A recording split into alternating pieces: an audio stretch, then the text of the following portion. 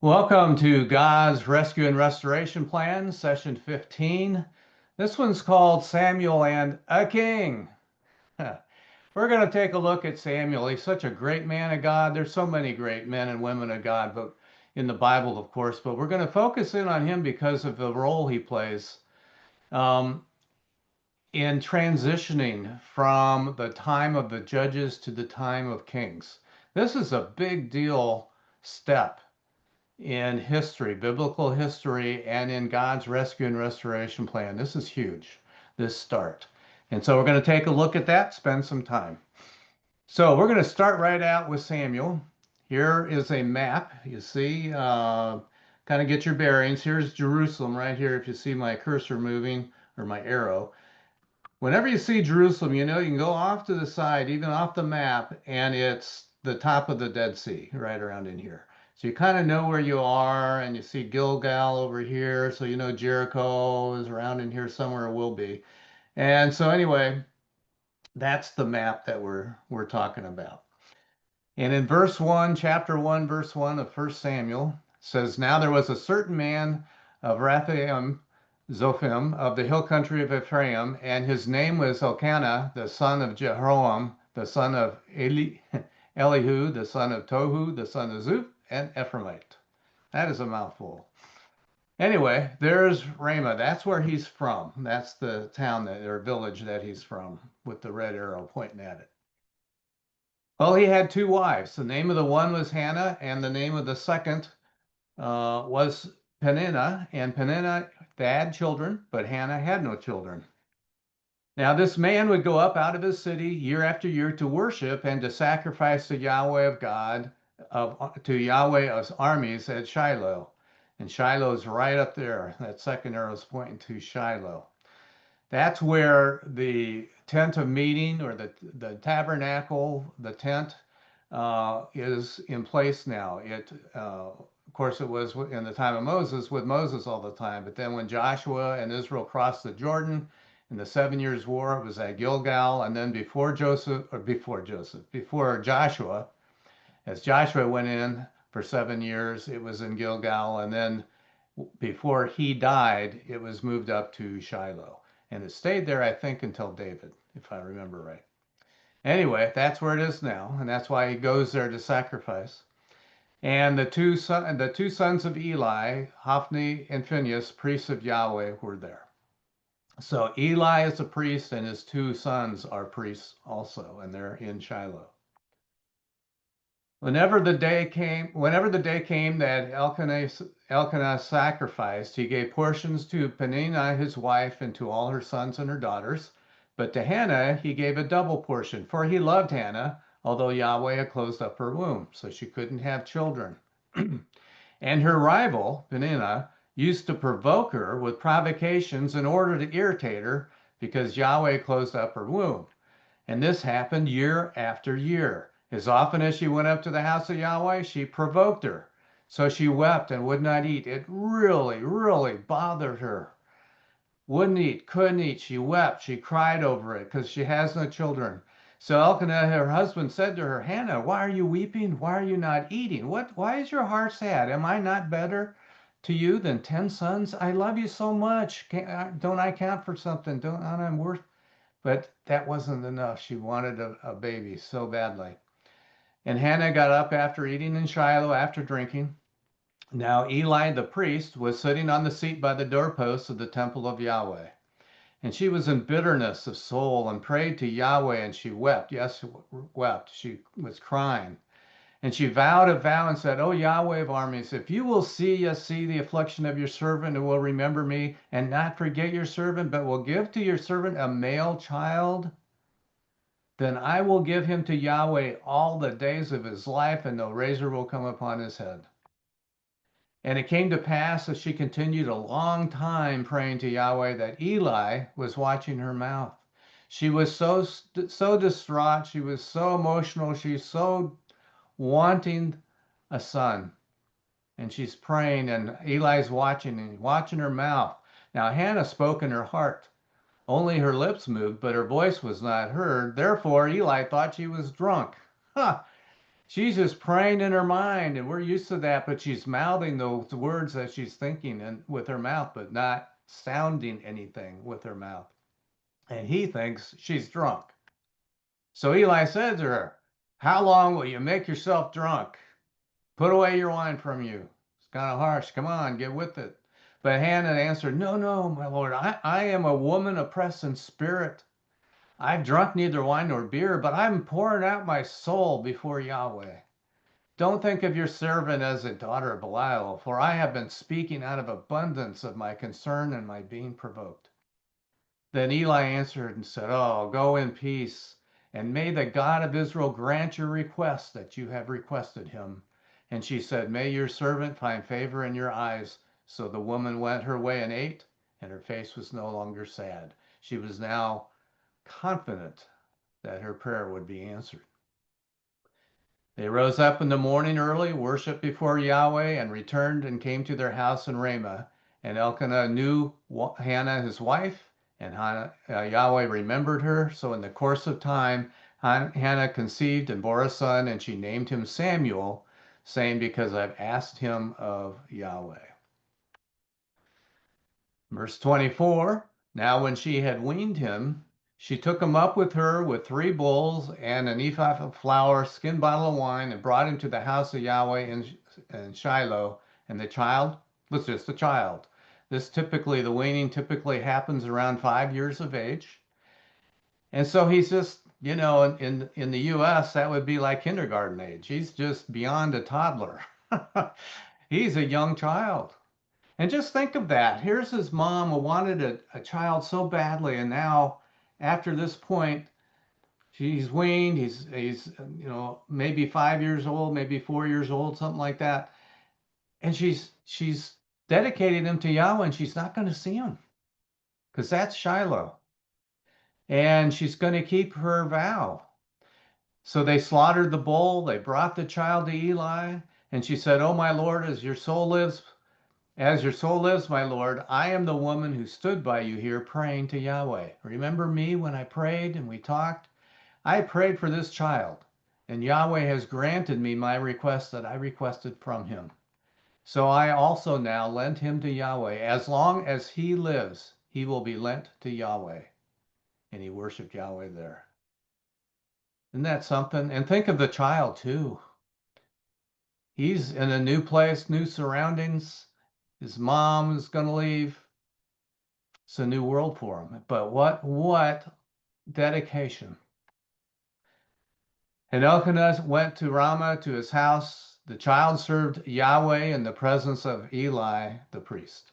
Now, the child serves Yahweh, but the sons of Eli were sons of Belial. They did not know Yahweh. Sons of Belial, that's a relationship of sonship with the devil, is what that's saying. And that's the priests, but the child is serving Yahweh. And so the next verses that we won't read, but it talks about what these two guys were doing, and they're basically degrading the sacrifices. They're taking from the sacrifices as it's happening inappropriately, and what they shouldn't take. They take the best parts, which is supposed to be God's part, and they're taking it at the wrong time. It's just, they're not honoring God's sacrifice. It's a sacrifice to Yahweh, to God, and they're messing with it, and they're degrading it. Verse 17, thus the sin of the young men was very great before Yahweh, for the men treated the offering of Yahweh with contempt. Yahweh was not happy about this. But in contrast, Samuel served in the presence of Yahweh, being a child clothed with a linen ephod. So he's in the presence of Yahweh serving him. Now, verse 22, Eli was very old, and he heard all that his sons were doing to all Israel, and how they were lying with the women who served at the entrance of the tent of meetings. They're messing around with the women, fooling around, and we know what that means, inappropriate relationships. And he said to them, "Why are you doing such things? For I hear of your evil dealings from all these people. No, my sons, for the report that I hear Yahweh's people spreading is not good. If one person sins against another, God can judge him. But if a person sins against Yahweh, who's going to intercede for him? But they did not listen to the voice of their father. Therefore, Yahweh desired to put them to death. Wow, they've gone that far. And you know, when people make the devil their father in a fully committed way, they are changed. Remember when Adam and Eve were in the Garden of Eden and they knowingly disobeyed God and went the other way. They chose the devil instead of God. And when they did that, something happened to them. And they had sin nature in them that they could not get rid of. It would take God to do it. Today, well, ever since then, it appears to me that there is something an individual can do, a decision they can make, a commitment that they can make to the wrong God, the devil, that permanently seals them in that sin, such that they will die the second death when judgment time comes. And there's nothing that can be done about it. They've made their choice. God honors that choice. It's with full knowledge. It's complete commitment. It's not just I made a mistake. It's I made a full-fledged commitment. The devil's my God in whatever form that takes. And then they're dead. They will die the second death. And what are they doing in the meantime? Nothing good, because they're following the devil. And so Yahweh desires to put them to death. These guys are troubled. They're hurting my people. They're dead people because they've gone the wrong way. They're sons of Belial. They're sons of the devil. And so that's God's desire, to put them to death. Now, the child Samuel continued to grow in stature and in favor, both with Yahweh and also with the people. So he's grown up with Yahweh. He's grown up with the people in stature, in reputation. Now, chapter 3, verse 1. Now the child was serving Yahweh in the presence of Eli, and the word of Yahweh was rare in those days. Visions were not frequent. Well, I wonder why. No, they're not serving God with their whole heart. They still have false gods around. They're not worshiping, they're not following, they're not obeying, doing their part of the covenant. They're part of it. So visions were not frequent. They were out of touch. Verse 2, and it happened at that time when Eli was lying down in his place, he's going to sleep, his eyes had begun to grow dim so that he was not able to see well.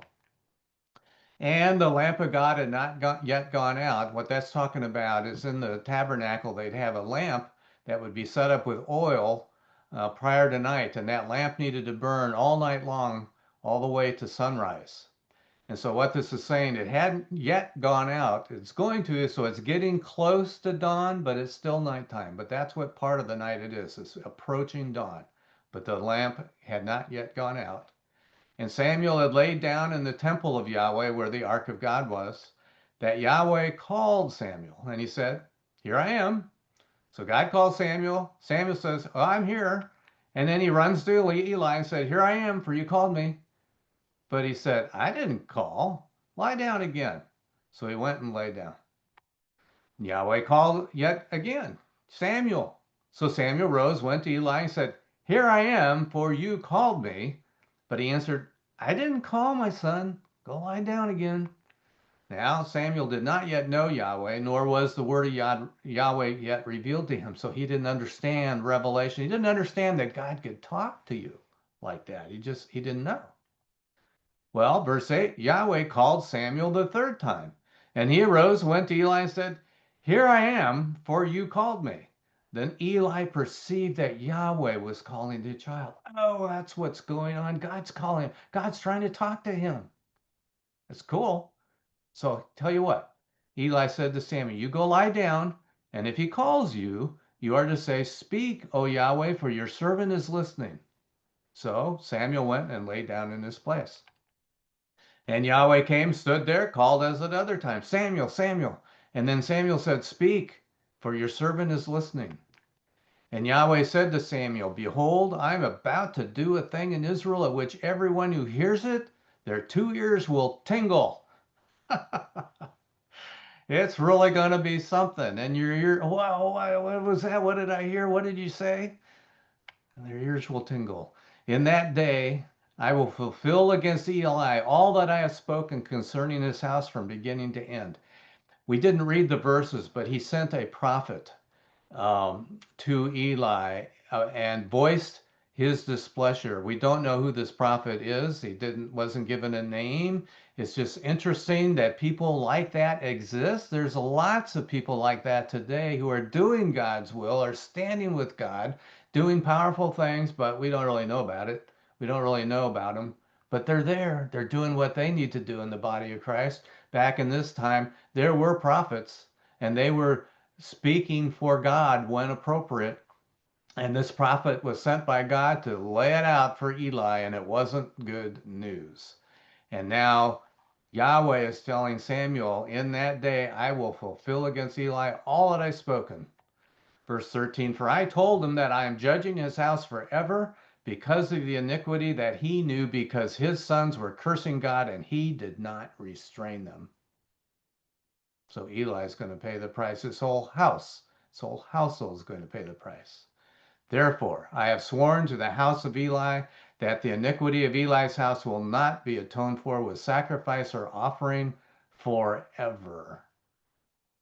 Wow. Verse 15, Samuel just laid there till the morning, opened the doors of the house of Yahweh, which would be the tent, and Samuel was afraid to tell Eli the vision. Could understand that. Well, Eli called Samuel and he said, Samuel, my son. He said, here I am. He said, what is the word that he's spoken to you? And don't hide it from me. God do the same to you and even more. If you hide from me any word of all the words that he spoke to you, you got to spill it. Every single word I need to know. So Samuel told him all the words and hid nothing from him. And what did Eli say? He is Yahweh. He'll do whatever's good in his eyes. He didn't complain. He didn't object. He didn't protest. He didn't whine. He didn't freak out, really. He just said, you know what? He's God. He's going to do whatever he thinks is right. He's God. That's his privilege. He'll do it if that's the right thing. Well, Samuel grew, verse 19, and Yahweh was with him, and he let none of his words fall to the ground.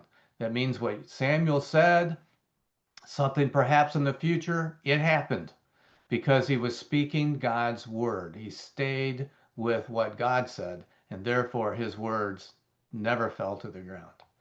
And all Israel from Dan to Beersheba knew that Samuel was established as a prophet of Yahweh.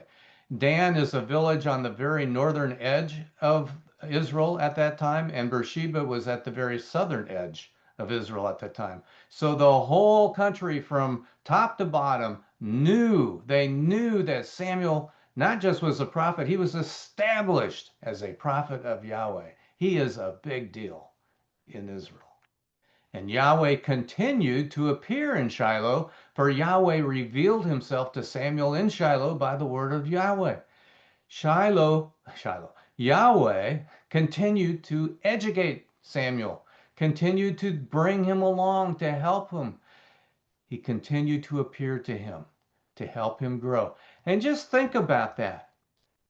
All the people in Israel, including a prophet who had a lot on the ball to go talk to Eli about that. He's going to work with a child, and develop him. That's what he needed. Maybe he had the pure heart. He certainly had the capability, and he certainly was dedicated to being with God and to following him, and obviously responded to God's coaching and teaching. It's just really amazing to me. He needs a child to be raised up and to grow up into a man of God, which he does. Really something. Well, next comes the chapters 4, 5, and 6, and we're not going to read them, but I do want to give you an overview of the events that happened because they're important to kind of know this happened. So here's our map. And the yellow arrow up on the upper left that just appeared, that's the Philistines. And they're interested in the village of Aphek, or Aphek. That's what the arrow is pointing at. And that town has roads through it. You see a road coming here there's another road here, there's another road here, there's another road there, and there's another road here. There's like 5 roads that intersect in that village, and that makes it a hugely important strategically town to control. If you have your troops there, you can go north, you can go to the coast, you can go south, you can go into Israel, wherever you need to go with your armies, it's easy. Plus, anyone who's moving, whether for trade or for military purposes, have to go through that village, and if you control it, you control what goes on in that region. So it's strategically hugely important. So Israel wants that city. They want it back. That's in their territory. They ought to be able to have that. And so they send their army. They put an army together, and here they go. They go up to a village called Ebenezer right there, and establish their camp there. And they're going to go attack the Philistines. And they say, you know, we're God's army. We're with God. Those are just Philistines. So we're going to win this battle. And they engaged them, but they lost. 3,000 were killed from Israel. They lost 3,000 men, and they thought, what in the world happened? Why did God do this to us? It's kind of was their attitude. And they don't get it. You know, they're not worshiping God the right way. They're not following Yahweh. They're not doing their part. So yeah, Yahweh's not with them. But they haven't connected those dots, and they don't get it. So someone's got a bright idea. Tell you what, let's send somebody back to Shiloh and get the Ark of the Covenant and bring it back to the battle. So then God will definitely be with us. So here they go. They go over to Shiloh, and now they bring the ark back to Ebenezer. And with the ark come Eli's 2 sons, the priests, his sons. And they go, and oh, they're so excited. They come to the camp. They're so excited. It's the ark's with us. God's with us. Boy, we're going to win now. And Philistines, their army, they hears the commotion. They hear all the shouting and jubilation. What's going on over there? And they find out that they had brought the ark over there. Oh no! Their reaction, they brought a god to them. We're toast. There's no way we're going to win. We're going to lose. We can't possibly win against a god. And the leaders of the Philistines says, wait a minute. Do you want to just give up and be their slaves? Is that what you want to do? No. We got to man up here. We got to be Philistine soldiers. We got to put on our big boy pants and go get them. And so they went and attacked. And they had a battle.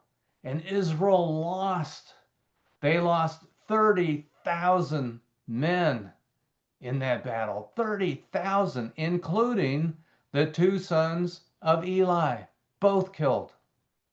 And on top of that, the Philistines got the Ark of the Covenant. They captured it, and they took it with them. How bad can it be? That's bad. And so the messengers go back. You know, they're really distraught. It's just a disaster. And they come back to Shiloh to report. And Eli's waiting for him. He says, well, how'd it go? And the messenger said, oh, it's a disaster. 30,000 of our men got killed. And your 2 sons are dead.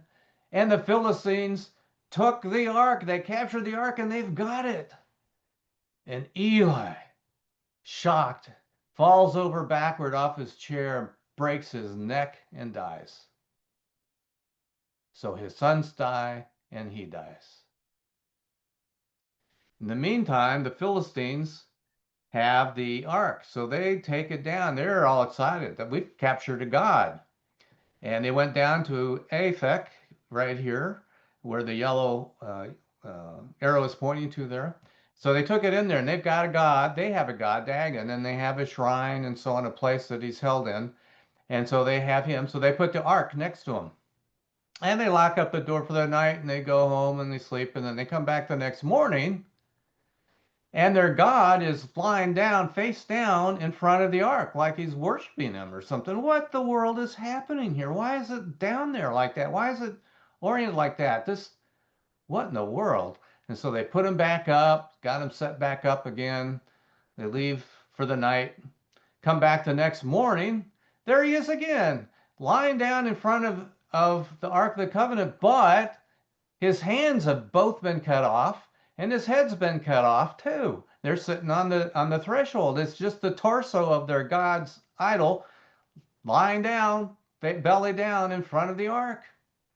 And the hands is like a figure of speech or a euphemism maybe, but it's indicating the strength of the person. So when you see the Bible, it talks about the hand of God was stretched out. That means the strength of God was stretched out. When it talks about the hand of the God or the hand of somebody, it's talking about their strength. It symbolizes their strength. And both hands of their God was cut off. Both of them were cut off. And they're lying there. Along with his head, he's got absolutely no power in front of God. And he's dead in front of God. He's got nothing. Well, that really freaked him out. And on top of that, the whole village is getting sick with this disease and they're dying. This is a horrible thing that's going on. It's all because of this God we captured. We got to get rid of him. I know. Let's send him down to Gath. They'll love it.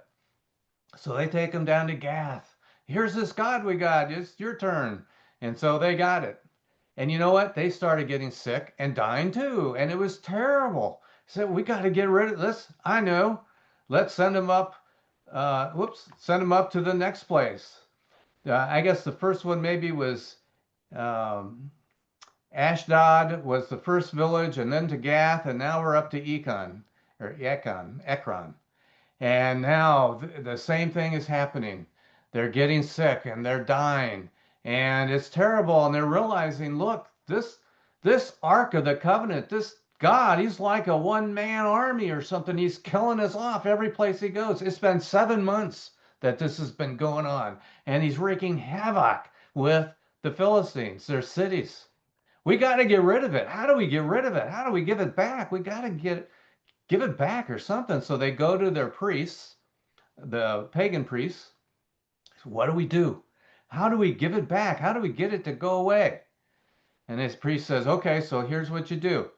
Find yourself 2 milk cows and then get a cart and hook them up to that cart, hitch them up to that cart, put the Ark of the Covenant on the cart, and then you can't send it away empty-handed, so you got to have a guilt offering. So get yourself a chest and get some gold, and you need to mold it in a certain way. We'll tell you what to do about that, and you pile it in that chest. Put the chest alongside the ark with your guilt offering with the ark and these 2 cows, and then you just send them on their way and let them lead themselves. Let's see where they go. See where those cows take the ark. See where it goes. Because if it's of God, if it's of that God, if he's in charge of all this, what they're going to do, they're going to follow this road and they're going to go to this town, Beth Shemesh, because that's a Levitical town, and they're going to take the cows will go there if God's directing it. But if they start wandering around, or they go to the left, or they go right, or they go some other place, well, then we know it's not of God. It's just we've had an incredibly bad streak of luck. It's just chance. And isn't that just the way people are? They can be confronted for months with God's activity or the devil's activity for that matter. Spiritual power causing things to happen is clear as day. If you have your head on and you can see things, it's obvious, but yet people say, it's just a coincidence. It's just luck. It's just fate. It was just going to happen anyway. Well, that's what they were at. They were going to test it. They were going to see, are we just having a bad streak of luck and there's nothing to it? Or is it of this God? Is this God doing this? So they sent off the cows to see where they would go, and they watched it. And they made a beeline for that road. They just went right up that road. There was no swerve. They were determined to get going, and they went. And it says in the text they're lowing, which means they were mooing and they were bellowing as they went, making noise. And they're heading out full steam. And it says they didn't turn to the left, they didn't turn to the right. They just were going to that village, Beth Shemesh. Full steam ahead. And you know, when kings would enter a town or come close to a village, they would sound the shofar, they would sound the alert, and they would make sound because we're approaching, we're coming, here we go, and there's a big hoopla. Well, that's what the cows were doing for the Ark of the Covenant. They're bellowing, they're mooing, here we come, here we go, and there they go, hauling that cart. And the men of the village, Shemesh, where they were going, Beth Shemesh, They were harvesting wheat, which tells us that it would be the time in our calendar would be the end of May or early June. So actually, the time that I'm recording this right now is we're mid-June, so it's really close to right now. It would have happened maybe last week or the week before, and this just happened. And here come those cows. What's going on? What are those cows doing? I don't see anybody with those cows. They're just, what are they doing? They're hauling a cart. Wait a minute, that's the Ark of the Covenant on there, right? And so they go down and they're so excited and they're so joyful and so on, and they celebrate. And then they decide they need to send that forward, and it went up to a village called Kiriath Jearim, and that's where the Ark of the Covenant went. And that's Samuel 4 through 6. It's a great record. And so we pick it up in chapter 7, verse 2. And it came to pass from the day that the ark stayed in Kiriath Jearim that a long time passed. So all this commotion had happened. It was delivered back, and it sat there now in that village for 20 years. And in 20 years' time, then Israel says, you know what? We are not right with God. We need to change our tune here. And then Samuel spoke to all the house of Israel, saying, if you are returning to Yahweh, you're repenting, you want to change your ways, you're returning to Yahweh with all your heart, then remove the foreign gods and the Asherah from among you, and direct your hearts to Yahweh and serve him only, and he will deliver you out of the hand of the Philistines. Then the children of Israel removed the Baals and the Asheroth and served Yahweh only. And in the next few verses, we read about the victories that they started having against the Philistines because God's hand was with them. And they recaptured cities, even Gath. And some of those cities down in there, they had peace with the Philistines. They pushed them back and they stayed out of their way. And it came to 15, verse 15, Samuel judged Israel all the days of his life. And he went from year to year in a circuit to Bethel and Gilgal and Mizpah, and he judged Israel in all those places. Then he would return to Ramah because his house was there, and he judged Israel there. And he built an altar to Yahweh there. So here on the map, within that red circle or oval, that's his circuit. If you see the dashed blue lines, he's just making the rounds, coming around, and then he'd come back to Ramah, and then he'd start again, and he'd go around, and he's working in all those villages and staying in touch. So chapter 8, verse 1. Now, when Samuel was old, he made his sons judges over Israel. The name of his firstborn was Joel, and the name of his second Abijah, and they were judges in Beersheba. However, his sons did not walk in his ways, but turned aside after dishonest gain and took bribes and perverted justice. Boy, does that sound familiar too. And you know, when that happens, those individuals are damaged, culture is damaged, society is damaged, commerce is damaged, justice is damaged all the time when that happens. And it was happening even then. And it's Samuel's sons doing it. And then verse 4, all the elders of Israel, they all came together and they came to Samuel at Ramah.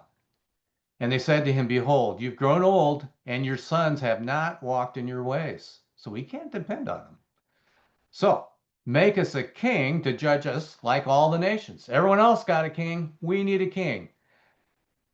And the thing was evil in the eyes of Samuel when they said, give us a king to judge us. Why? Because God is their king. God is their ruler. And they're saying, well, yeah, but we need a man king. We need a king that's a man that can take care of us. But it's God that takes care of you. No, well, yeah, but we need a man that will do. So Samuel prayed to Yahweh. And Yahweh said to Samuel, listen to the voice. Listen to the voice of the people and all that they say to you, for they have not rejected you. They have rejected me from reigning over them. It's me they're rejecting, Samuel. Just like all the works that they've done since the day that I brought them out of Egypt. Even to this day, they keep doing this. They've forsaken me. They served other gods. So they're doing it to you also. So it's just happening. You happen to be here. For me, it's been a long time this has been going on. So now listen to their voice, but you must warn them, yes, warn them, and tell them the way of the king who will reign over them. They can make a free will choice here and choose to do this, but they need to know what the downside is. They need to know what that outcome is going to be so they have full awareness of what they're deciding. So Samuel, verse 10, told all the words of Yahweh to the people who asked him for a king. And he said, "This will be the way of the king who will reign over you. He'll take your sons and appoint them for himself, for his chariots, to be his horsemen. They'll run between his chariots. So they're going to be in the military and they're going to be doing all this stuff for them, for him. And he will appoint for himself commanders of thousands, commanders of fifties, some to plow his ground and to harvest his harvest, to make his implements of war and implements of his chariot. He's going to need a lot of people in this kingdom to make the kingdom work for him as a king.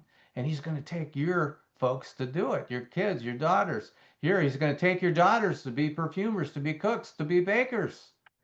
He's going to take your fields and your vineyards and your olive groves, even the best of them, and give them to who? His servants. And he's going to take a tenth of your seed and of your grape harvest and give it to his officers and to his servants. And he's even going to take your male slaves and your female slaves and your best young men and your donkeys, and you're going to make them do his work instead of your work. He will take a tenth of your flocks, and you yourselves will be his slaves. And you will cry out in that day because of your king whom you've chosen for yourselves. But Yahweh will not answer you in that day. Why? Because you chose it.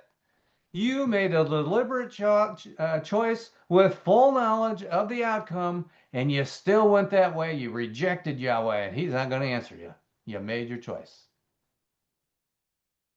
But the people refused to listen to the voice of Samuel. They said, "No, a king must be over us. We need a king so that we too may be like all the nations. We want to be like everyone else. God wants a unique nation that's his, but no, we want to be like all the other guys so that our king may govern us and go out before us and fight our battles," which is really what they were concerned about. They were concerned about safety.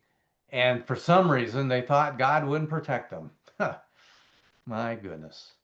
And Samuel heard all the words of the people. He spoke them into the ears of Yahweh. And then Yahweh said to Samuel, "Listen to their voice, make them a king." And Samuel said to the men of Israel, "Go everyone to his own city." So, okay, I heard your voice. We're going to make this happen. God's given it the okay. So there they go. Now, a change of scene here. Chapter 9, verse 1. Now there was a man of Benjamin whose name was Kish, the son of Abiel, the son of Zerah, the son of Bechorath, the son of Aphiah, the son of a Benjamite, a mighty man of valor. He had a son whose name was Saul, a handsome young man, and there was not among the children of Israel a more handsome person than he. He must have really been a looker.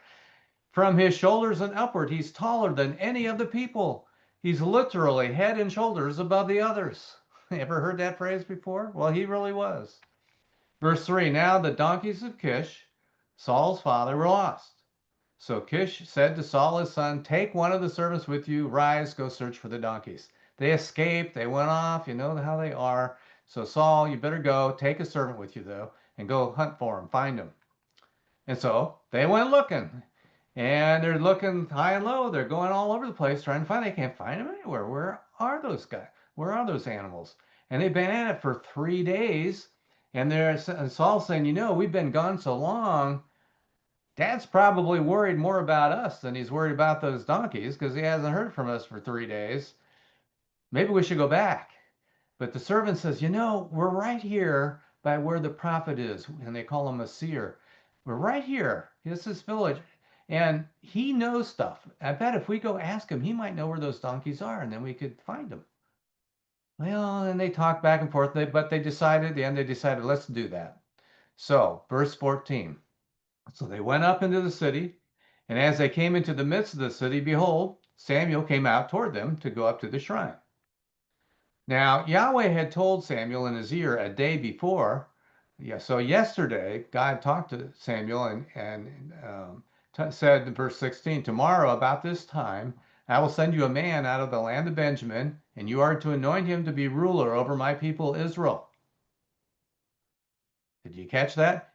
You're going to anoint this guy that you've never met. You're going to run into him tomorrow about this time, He's the king, and I want you to anoint him as such. And he will save my people out of the hand of the Philistines. For I have looked upon my people because their cry has come to me. He honors their cry. He wants his nation to do well. He wants his people to do well. And it hurts him when they're hurt, and he hears their cry, and he wants to help. So here you go. Anoint the king.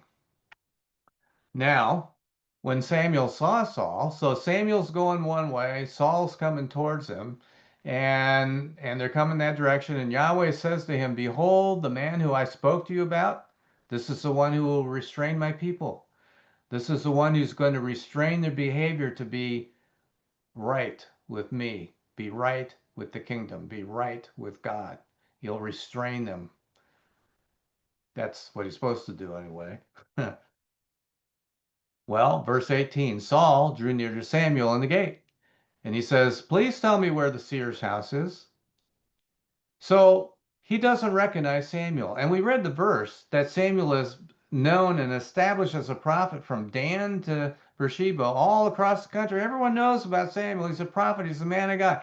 Except Saul didn't get the memo. Saul doesn't know this. He doesn't recognize him. He isn't. That's how in touch Saul is with the spiritual matters of the country. Saul draws near to Samuel and says, Please tell me where the prophet's house or where the seer's house is. And Samuel answered Saul and says, Hey, that's me. I am the seer. So go up before me to the city shrine, for you will eat with me today. In the morning, I'll send you off. I'll tell you everything that you're thinking. As for your donkeys who were lost 3 days ago, do not set your mind on them, for they are found. He just tells them right up front. He's never met the guy. But God tells them, Hey, they found your donkeys. Your donkeys are found. Don't worry about that. But you need to come to dinner with me because we're going to have a special meal. Turns out Saul is the guest of honor. He just doesn't know it yet. But that's what happens. And so he goes, he has the feast. He's honored in many ways in front of everyone that's there. And they go to sleep and then they rise early. Chapter 9, verse 26. And they arose early. And about dawn, Samuel called to Saul on the roof, saying, Get up, and I'll send you off. So Saul arose. The two of them went out, he and Samuel outside. As they were going down at the edge of the city, Samuel said to Saul, Tell the servant to pass on ahead of us. And when he's passed on, you stay for a while so that I can make known to you the word of God. I need to talk to you, what God says. And then chapter 10, verse 1, Then Samuel took the vial of oil, poured it on Saul's head, and kissed him and said, Is it not that Yahweh has anointed you to be ruler over his inheritance? Saul, I just anointed you as king of Israel. That's what he's saying. Verse 2, When you have departed from me today, then you will meet two men by Rachel's tomb in the territory of Benjamin and Zelzah, and they will tell you, The donkeys that you were to look for have been found, and behold, your father has stopped caring about the donkeys. He's anxious about you, asking, What should I do about my son? And then you're to go on forward from there, and you will come to the oak of Tabor, and three men will meet you there, going up to God to Bethel, one carrying 3 young goats, another carrying 3 loaves of bread, another carrying a skin bottle of wine, and they'll greet you and give you 2 loaves of bread that you are to accept from their hand. Look how specific this information is. It is really, really specific and in sequence, details. That's what's going to happen, Saul. And after that, you will come to Gibeah Elohim, and there, where there is a garrison of the Philistines, and where you have come there, and when you have come there to the city, you will meet a group of prophets coming down from the town shrine, and they will be prophesying, and have people with lyres and tambourines and lutes and harps going before them, and the Spirit of Yahweh will rush upon you, and you will prophesy with them, and will be turned into another man. Wow. Wow. That's what he told them. And let it be, verse 7, when these signs have come to pass for you, that you do whatever your hand finds to do, because God is with you. You'll have his Spirit on you. Whatever your hand finds to do, do it, because God is with you. You are to go down before me to Gilgal, and behold, I will come down to you to offer burnt offerings, to sacrifices of peace offerings. You are to wait 7 days till I come to you and show you what you are to do. And so it was, this is sort of a summary, that he As he turned his shoulder to go from Samuel, God changed his heart. And all those signs came to pass that day. When they came to Gibeah, all the other things happened. They come to Gibeah. That's where the prophets are. Behold, a group of prophets met him. The Spirit of God rushed upon him. He prophesied along with them. And when everyone who knew him before then saw that, behold, he prophesied with the prophets. Then the people said to one another, what is this that's happened to the son of Kish? Is Saul also among the prophets? He's prophesying. It was obvious. He's manifesting spirit. He's prophesying.